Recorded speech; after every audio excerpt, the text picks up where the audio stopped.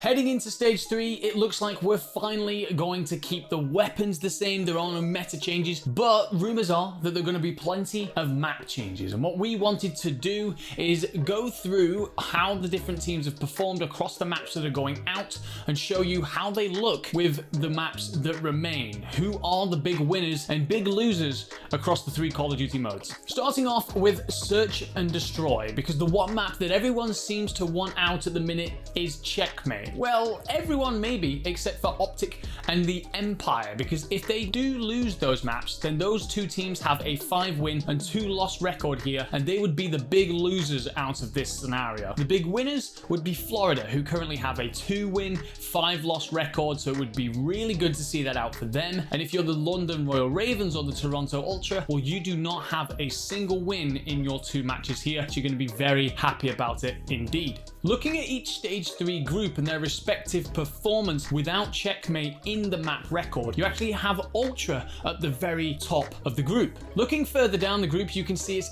LAG, Florida, Rocker, the Dallas Empire in 5th, and then the Paris Legion. Moving over to Group B, Atlanta FaZe stay at the top with a 14-8 record, truly showing how good a search team they are. After that, you've got the LA Thieves, New York Subliners, the Seattle Surge.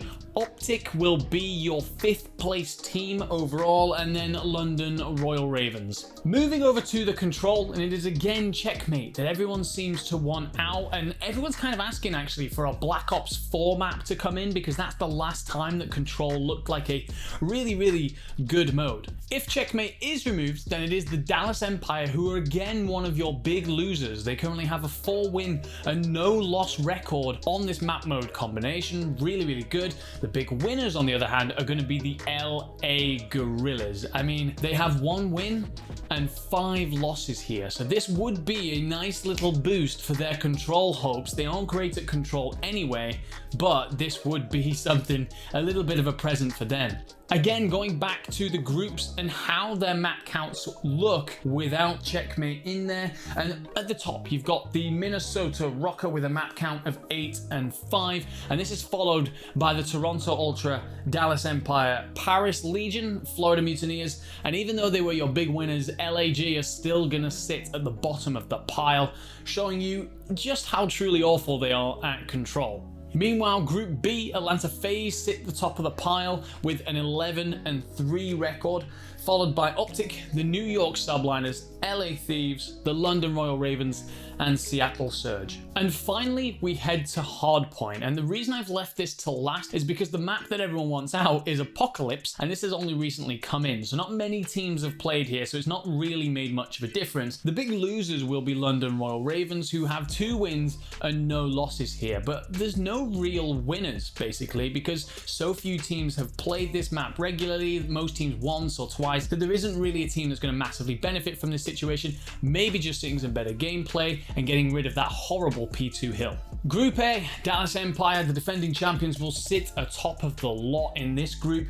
Paris Legion, Ultra, Florida, Rocker, and the LA Gorillas following suit. And in B, it is FaZe with an insane 19-5 record in Hardpoint once you remove Apocalypse. And then you've got the New York Subliners, OpTic are in 3rd, Thieves, Surge, and London bring up the rest of the pack. What we wanted to do was take the average position from each team in the various modes with the maps removed, and then give them an average and put them where they would be in their group come the end of stage 3. So in Group A, top of the lot, we are predicting the Toronto Ultra, followed by the Dallas Empire, the Minnesota Rocker, the Florida Mutineers, Paris, and then, surprise, surprise, LA Gorillas, bottom of the lot.